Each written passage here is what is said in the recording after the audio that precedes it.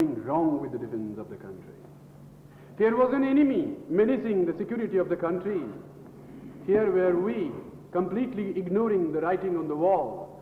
Till 1960, the directive to the armed forces was pointing to a lesser adversary as enemy number one, with the result that our training, our equipment, the location and deployment of our forces, which are so essential for acquainting the armed forces with the terrain in which they are supposed to give the battle, get familiarized with the climatic conditions, that were completely wrong when the hour of trial came.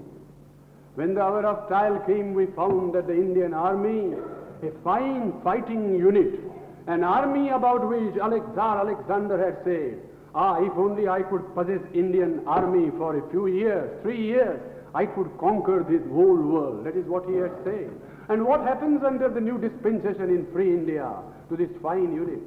This unit, which in the difficult years of 47 to 50, 49, when it was truncated, when it was cut into two halves, gave such a magnificent performance. First in the disturbances in the Punjab, then in Junagadh, then in Hyderabad, and then in Kashmir. That this army, the first time it draws its sword in the defense of India, was subject today to the humiliation of a crushing blow of defeat. Why? Who is responsible for it? A simple reason. There was no clothing, there were no shoes, there was no ration, there were no arms, there was no ammunition, there was no transport, there was no communication, there was no command.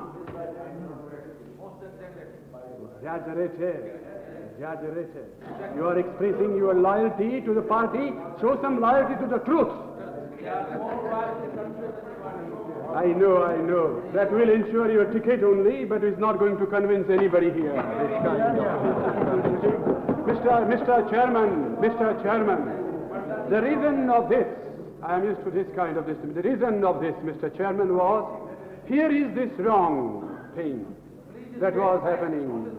Interrupt him. Let him, I can afford to ignore him. We have no reason. Here is the defense minister laying down the grand strategy of the country. Would you like now the facts? Are these exaggerations? I hope you will not call them. Here is the Mr. Krishna Menon, the defense minister of India, telling the United Nations, we have no reason to think that the Chinese are expansionist, belligerent, or imperialist in any way. It is their desire to live in peace with their neighbors. This he said in the United Nations. I thought you read the speeches. I thought you should know the text. You read his speeches. I am coming. But answer, do you read sometime something? No. Mr. Chairman.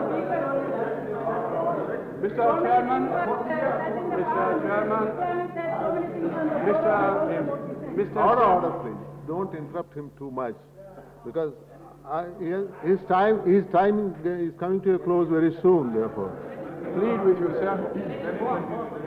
I would claim your indulgence. I will not be speaking often in this hour. Mr. Speaker, thank you very much for your courtesy. The floor is yours. Go. Mr. Speaker, there is further. We have this is the United Nations documents. I am giving you the paragraphs, paragraph by paragraph. I refuse to give this kind of deliberated. The honourable member need not interrupt him. He is not giving me. Please go on. We have a long 3,000 mile frontier with China, and we have no army on that frontier. We have only some checkposts. I leave this aside. These are the words. But here is the latest time coming now. Day to day it goes on.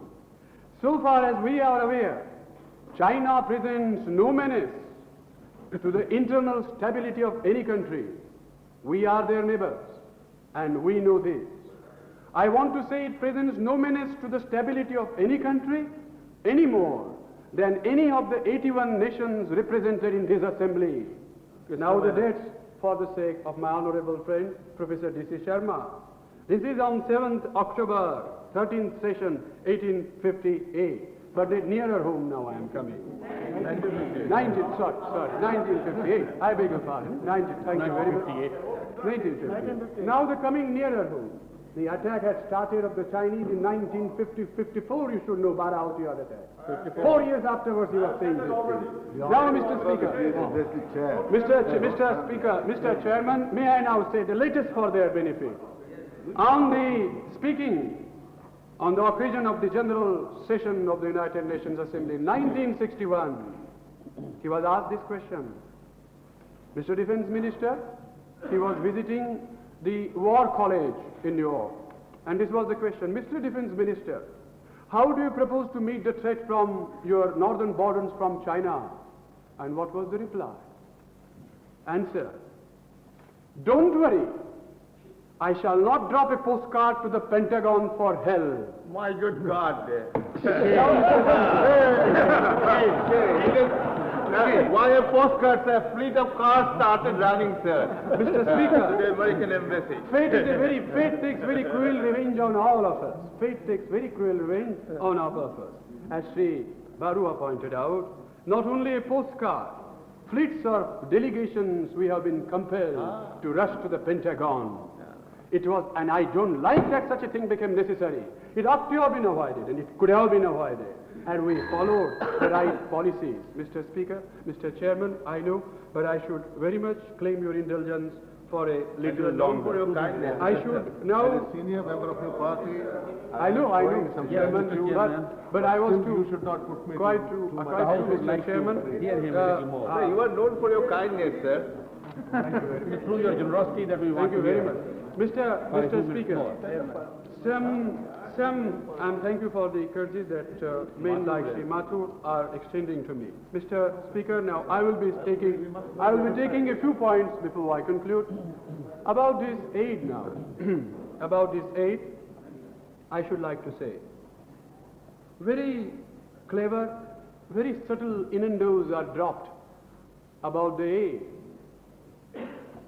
The true purpose behind this is very cleverly, very adroitly hidden behind a barrage of very subtle, innocent-looking arguments dressed with the veneer of patriotic sentiment, and for good measure, the poor Jawans were dragged in. I want to say this thing clearly about aid. It is part of the sovereignty of a nation to take aid from wherever we think proper, necessary, and desirable.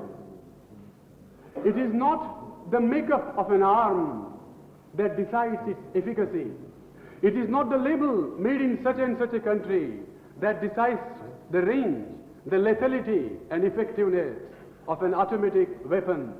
It is the hand which wields it, and it is the heart that commands that hand that decides what is good and what is bad. Let the hand be Indian, and let the heart be truly that of an Indian, and that then it doesn't matter where the arms are manufactured. Any arms will be Indian arms for the defense of India, provided they are in the hands of our patriots.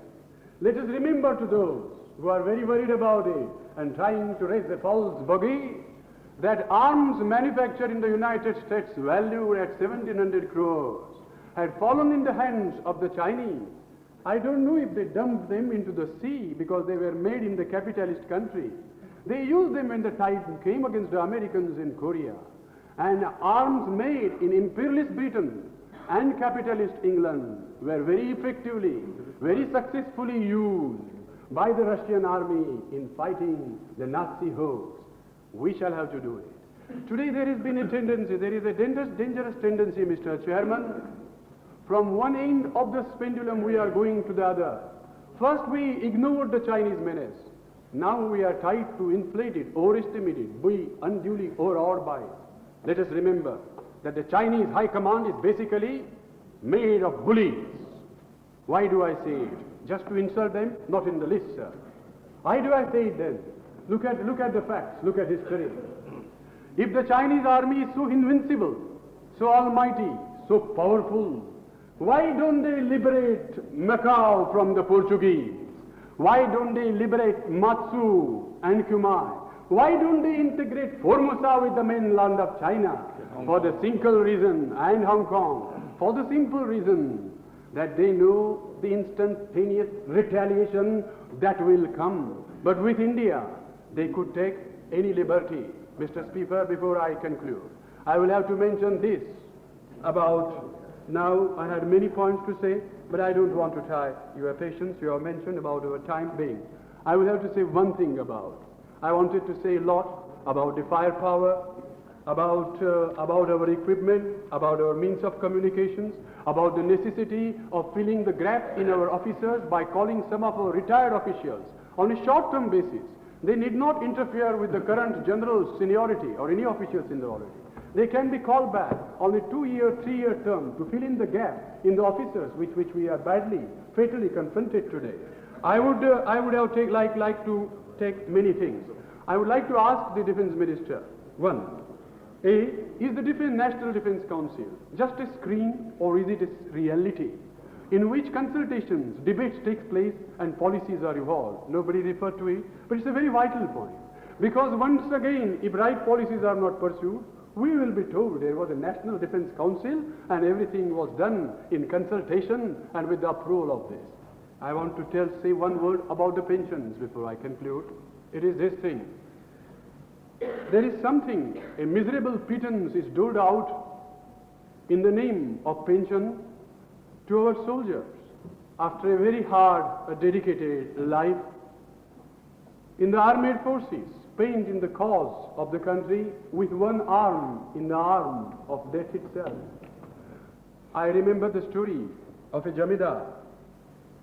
His son was with me in prison in 42. The young boy caught TB, and after his release, he had no influential relatives. Nothing could be done, and the young boy died. A few days later, his father came to me and said, जानते नहीं हम क्या करें, लोग सलाह देते हैं कि हम पाकिस्तान चले जाएं। मुसलमान था बेचारा, मगर कैसे जाएं, यहाँ पैदा हुए, ये हमारा वतन है, ये देश है, मगर साहब अभी कुछ अभी जमता नहीं हमको। I gave him a cup of tea and with tears in his eyes he said, बहुत दिनों के बाद ऐसी चाय हमें मिल रही है। हम चोरी नहीं कर सकते, व्यापार नहीं कर सकते, क्योंकि हमें तो ये ज्ञान नहीं था, सिर्फ नौकरी करने जानी, अब ये हमारी हालत बन गई है। Such fate must not be allowed to happen. Those who serve this land faithfully all their life. And there were innumerable of these pathetic figures. When you go to your constituency, Mr. Chairman, they must be coming to your meetings.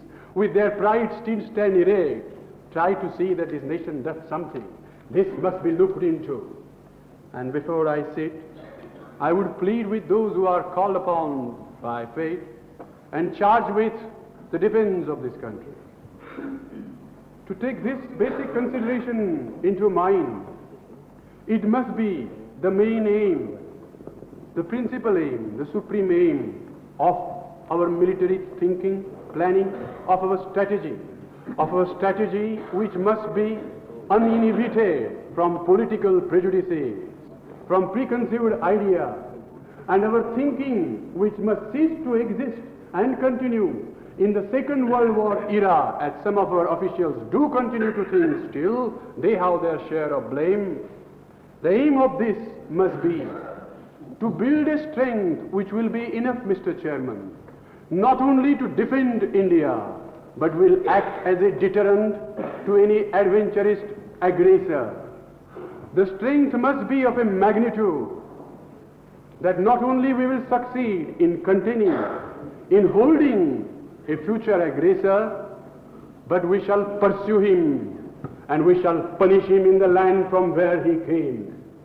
This is not being adventurous, this is being realist. Let us not forget one sad lesson of our history. Time and again an invader has come, taken us by surprise, inflicted a crushing blow on this country, and gone back. Timur, Genghis Khan, Muhammad bin Qasim, all are sad reminders of the same chapter. At the Battle of Plassey, a young British officer who had no military training, before I conclude, I am concluding, Mr. Chairman, a young British official who had no military training at the Battle of Plassey inflicted a blow after having fought a battle in which only 17 British soldiers were killed, and thus riveted the chains of slavery and subjugation on the feet of our motherland. It must happen never again. Panipat and Plassey, Bomdila and Sela must never again be repeated. Our political leadership and our military command must try to prove themselves worthy of our brave Jamans and of this great nation. Thank you very much. Hemraj.